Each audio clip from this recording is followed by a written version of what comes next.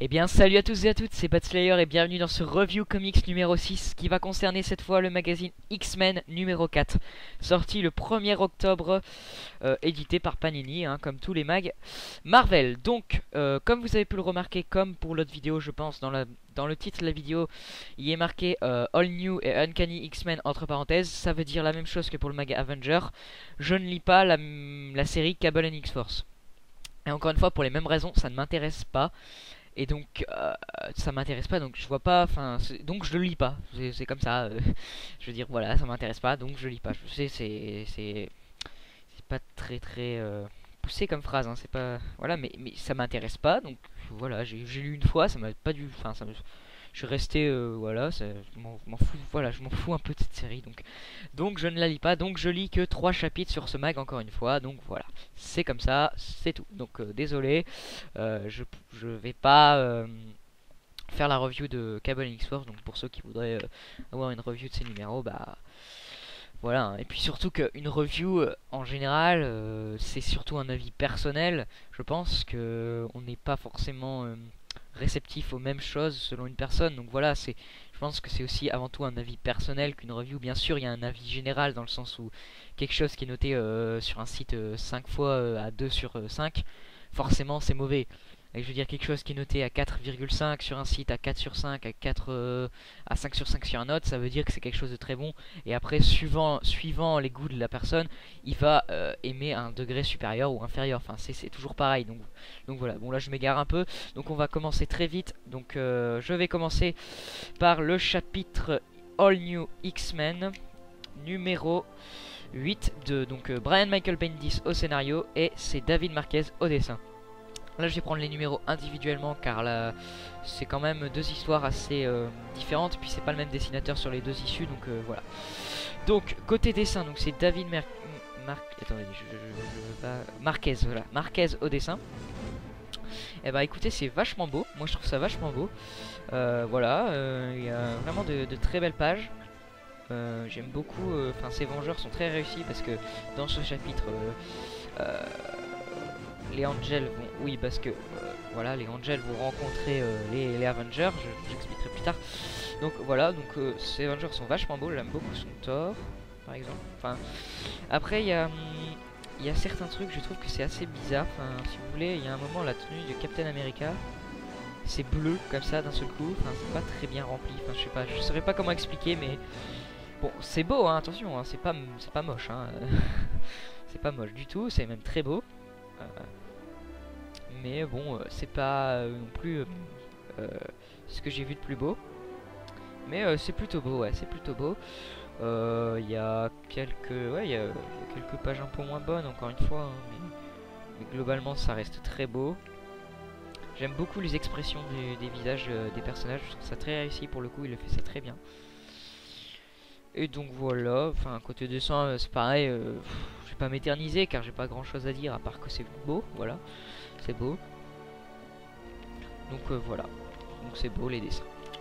Ensuite on passe au scénario donc de Brian Michael Bendis. Et ben qu'est-ce qu'on a? Donc alors je vais vous raconter l'histoire en bref, très brièvement pardon. Donc en gros c'est le Angel du passé qui rencontre le Angel du présent pardon. Et ensemble bah, ils vont assister à un personnage qui va vouloir attaquer la tour des Vengeurs.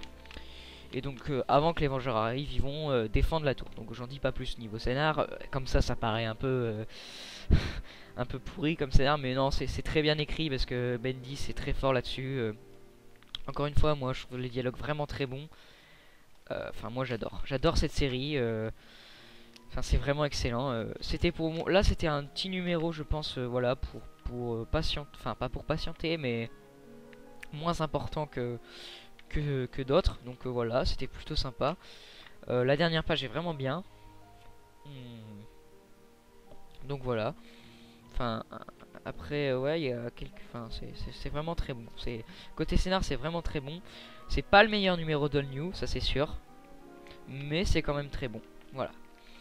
Donc je vais donner ma note pour ce All New X-Men numéro 8 qui reste quand même un très bon numéro. Je vais lui mettre la note de 4 sur 5 car c'est quand même un très bon numéro. Enfin un très bon numéro, il y a rien de trop, il y a rien de pas assez. Donc voilà, c'est génial. Voilà, voilà, j'ai rien d'autre à dire. On passe au numéro 9 d'All New X-Men. Donc toujours Brian Michael Bendis au dessin, mais cette fois c'est au scénario, excusez-moi. Brian Michael Bendis au scénario, mais cette fois c'est Stuart Immonen au dessin. Bon, je vais aller côté scénar parce que là on y est. Donc côté scénar, qu'est-ce que ça raconte de beau? Ça raconte donc en gros les X-Men vont faire un entraînement. Et cet entraînement va très mal tourner et on va voir qu'il n'y a pas de coalition dans le groupe. Voilà, j'en dis pas plus. Encore une fois, les dialogues sont vraiment très bons. Il y a des pages voilà, très bonnes. Et le cliff est génial. Enfin, le cliff est vraiment très bon. C'est génial, génial, génial. Je vous dirai pas ce que c'est parce que voilà, encore une fois, j'ai pas l'habitude de dire ça. Donc voilà, puis voilà, un cliff, le but c'est la dernière page. Donc forcément, c'est pas intéressant de raconter la dernière page, je pense. Après, voilà. Mais le cliff est vraiment très bon. Et côté scénar, encore une fois, c'est vraiment génial. C'est écrit d'une main de maître. Il n'y a rien à dire là-dessus. Et voilà. Donc voilà. Je rentre pas trop dans le détail de l'histoire du chapitre, mais en gros, c'est ça. Et côté dessin, c'est Stuart Immonen qui revient. À mon grand plaisir, car j'adore ce dessinateur. Je trouve qu'il est génial. Enfin, j'adore. Enfin, voilà. Il y a des pages magnifiques. Voilà. Enfin, c'est magnifique quoi. Il y a vraiment au début, c'est magnifique. Immonen est vraiment très très bon. J'adore son style de dessin. C'est un dessinateur que je connaissais pas avant de lire All New. Je l'ai découvert sur All New et j'adore. Enfin, c'est vraiment magnifique. J'adore. J'aime beaucoup son dent de sabre parce que dent de sabre fait une apparition. On ne dit pas comment. Voilà. Et puis voilà, c'est un très très bon. Très bon dessinateur, il y a rien à dire là-dessus. Il gère. Donc voilà, j'ai rien d'autre à dire à part que c'est magnifique. Et que voilà. Et voilà, donc je vais donner ma note. Pour moi ça sera un bon 4,5 sur 5 parce que c'était vraiment génial. L'histoire un peu plus intéressante que l'autre numéro. Et Immonen encore meilleur que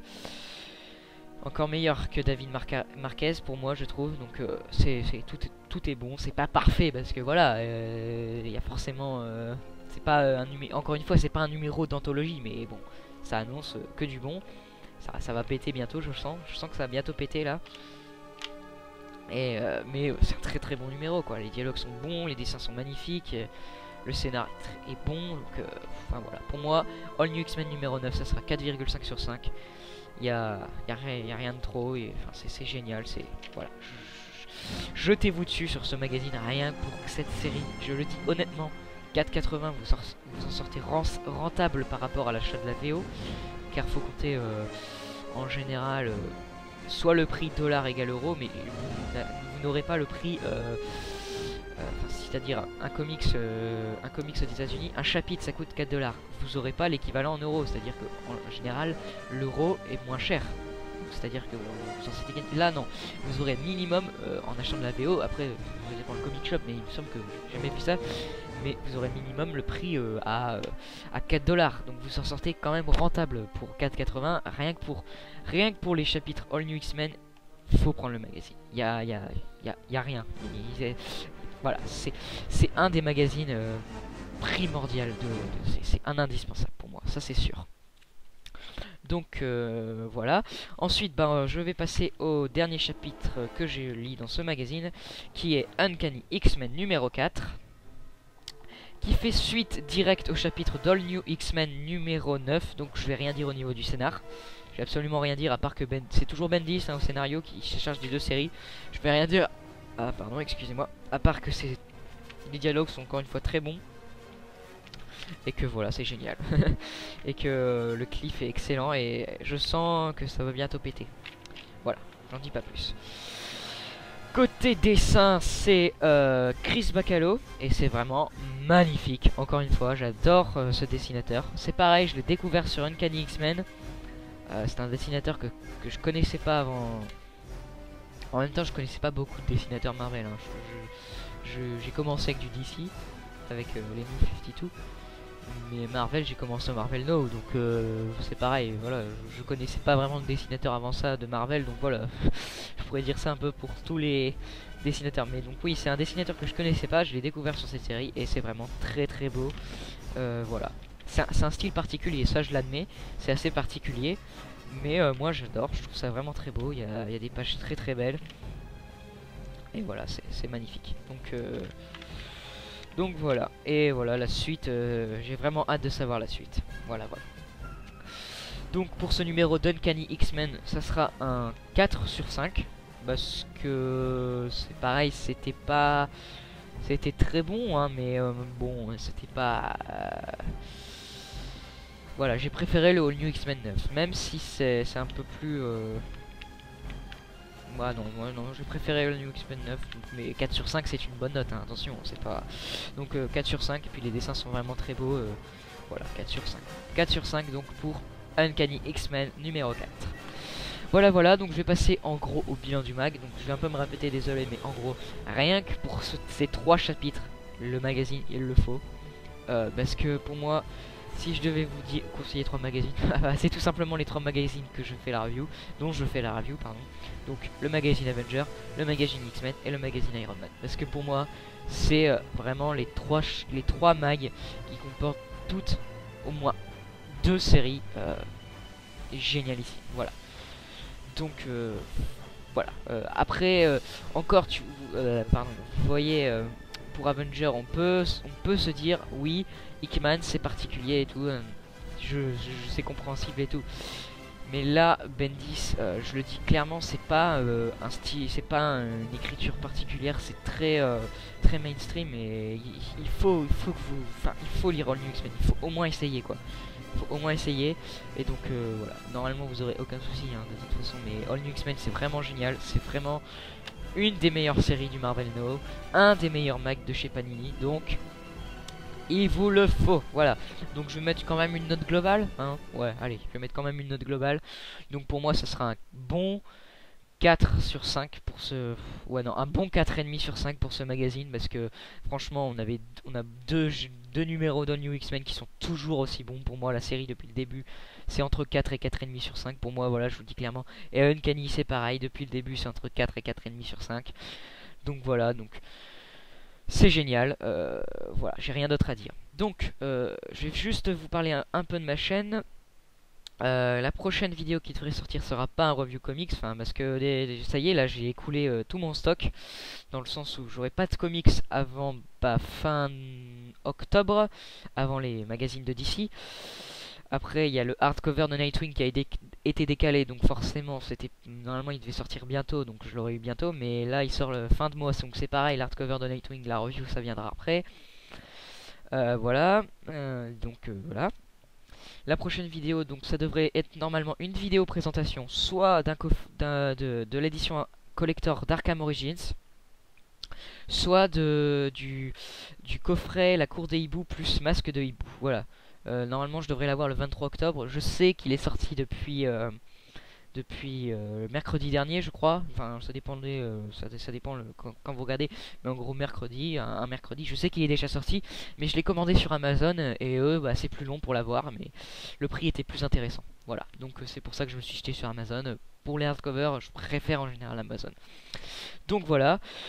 Donc ça devrait être soit une vidéo présentation de l'édition collector d'Arkham Origins, soit une vidéo présentation du coffret Cour des hiboux plus Masque de hibou. Voilà. Et donc voilà. Voilà. Bah c'est tout, j'ai rien d'autre à dire. Donc encore une fois, bah la chanson habituelle, abonnez-vous, mettez un j'aime et tout. Enfin bref, le train-train, enfin le discours habituel. Voilà, c'est tout ce que j'ai à dire. Donc voilà, je vous dis à la prochaine pour normalement une vidéo présentation. Allez, à plus!